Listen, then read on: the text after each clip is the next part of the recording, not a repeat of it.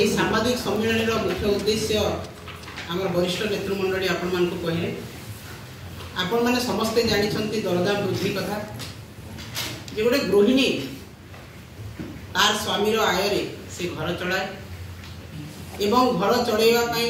छुआ पिला पाठ पढ़ाई स्वास्थ्य खर्च समस्त खर्च गोटे महिला ही सुरुखुरु किपर घर चलैब से ही दायित्व नहीं एवं आज जो अहेतुक दरदाम वृद्धि आपण मैंने देखुवे हांडी शाल चढ़क पड़ी आज जड़े गोटे महिला गोटे बजार को जिते बेले जाऊँगी आगु जी 1000 टंका 500 टंका से मार्केटिंग करूला वर्तमान 100 टंकार जीवित अच्छे आलू दर वर्तमान 50 टंका तेल दर आप देखुवे 160 दाली 180 परिबा बीन्स रु आरंभ करी टमाटर रु आरंभ करी 80 टंका 100 टंका किलो गैस पेट्रोल डीजेल सबुतिर दरदाम वृद्धि एवं डबल इंजिन डबल विकास कथा कहूबा सरकार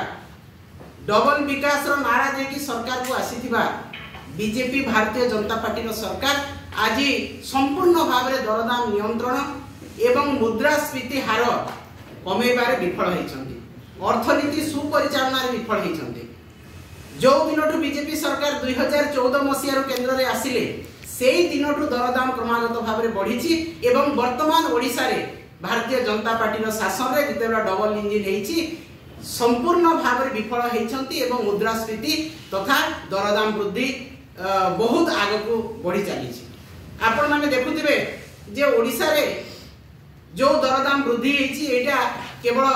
साधारण जनता नुहति मध्यवित्त श्रेणी उच्च मध्यवित्त श्रेणी लोक ए क्षतिग्रस्त होती आपण मैंने देखु आज जे मुद्रास्फीति हार जदि कहवा ओडिशा रे चिंताजनक भाव में वृद्धि पाई ओडिशार मुद्रास्फीति 6.78% बढ़ी जहाँकि भारत वर्षर तृतीय स्थान में रही छत्तीसगढ़ एवं बिहार सेटा भी भारतीय जनता पार्टी शासित राज्य तापर ओडिशा रही एवं जो 7टी राज्य 8टी राज्य रही मुद्रास्फीति हार चिंताजनक भाव में अच्छी सेटा समस्त बीजेपी शासित राज्य ताहले कौन कहवा आज बीजेपी यही दर वृद्धि एवं लोकन को शोषण करिबारे आज शासन करुछंती एवं आपण माने जदि देखिबे वर्तमान जहाँ प्रतिश्रुति देइथिले भारतीय जनता पार्टी शासन को आसीबा पूर्व संपूर्ण भाव में ताहा विफल होइछि आज धान आपण माने देखंतु पश्चिम ओडिशा ओडिशा कथा धान बिक्री रे कोन कहिथिले जे बिना कटनी छटी रे हमें 3100 टंका धानर मूल्य देबो प्रथमे तो प्रधानमंत्री आसिले बरगढ़ को कहले जे आमे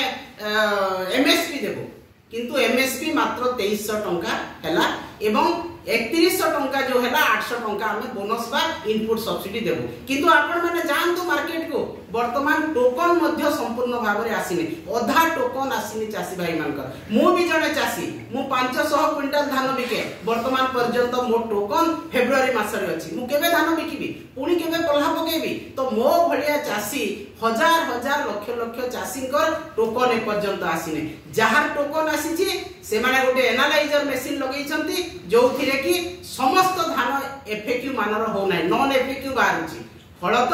गोटे क्विंटाल धान रे 5 रु 9 केजी पर्यंत कटनी छटनी होची एटार विधायक माने मंत्री माने समस्ते छाती पिटी कहितिले जे बिना कटनी छटनी रे आमे 3100 धान क्विंटाल पिछा देबो कुआडे गला से प्रतिश्रुति काहे कि आज कान मुह आखि बंद कर बसिचंती मंत्री विभिन्न मार्केट को जाउछंती एनालाइजर मशीन काहे कि बसायला मिलर मानन को सपोर्ट करिया पई 8 केजी 10 केजी धान कटनी करिया पई सेटा सरकारी भाव रे से माने ताको से प्रश्रय देले तो वर्तमान दर वृद्धि कथा कहा जाऊ धानर एमएसपी कथा कहा जाऊ एवं समस्त प्रकार नियंत्रण रे वर्तमान सरकार विफल होइचंती तेणु ओडिशा रे बिजु जनता दल ओडिशा चाषी मानक स्वार्थ महिला मानक स्वार्थ कृषक मानक स्वार्थ एवं समस्त जनसाधारण स्वार्थ सुरक्षा स्वाभिमान सुरक्षा पाई तार आंदोलन जारी रखी आगामी दिन में आंदोलन जारी रखिबो निश्चित भाव में महिला मानक कथा कहबी राजरास्ता रे आपण माने देखिले मिशन शक्ति रो महिला माने गडुथिले एवं जे उपमुख्यमंत्री विभाग दायित्व रे अछंती से कहले जे रास्ता रे गडुछंती अन्य मानक प्ररोचना रे एटा कोन ए भाषा सुंदर लागुची तांको जे मिशन शक्ति दौड़िबो बोली कहिथिले वर्तमान पंगु अवस्था रे रहिछि एवं मिशन शक्ति रे जो महिला माने आज दरमा पाउथिले 9 मास पर्यंत दरमा पाई नाहंती एवं आज रास्ता रे हजार हजार 10 20 हजार 25 हजार ऊर्ध्व महिला आज राज रास्ता रे बढुछंती एया होची तांकर विश्वासघातकता भारतीय जनता पार्टी जो प्रतिश्रुति देइथिले सेही प्रतिश्रुति आज विश्वासघातकता रे परिणत हेची तेणु महिला माने कृषक माने ए ओडिसा जनसाधारण स्वार्थ सुरक्षा पाई बिजु जनता दल माननीय पूर्वतन मुख्यमंत्री नवीन पटनायक नेतृत्व रे तांकर निर्देश रे बिजु जनता दल का आंदोलन जारी रखिबो विक्षोभ जारी रखिबो एवं आसंता 6 तारीख ए समस्त कथा को नहीं अहेतुक दरदाम वृद्धि को नहीं मुद्रास्फीति को नहीं एवं महिला कृषक स्वार्थ सुरक्षा पाई आमे विक्षोभ करिबो आंदोलन करिबो।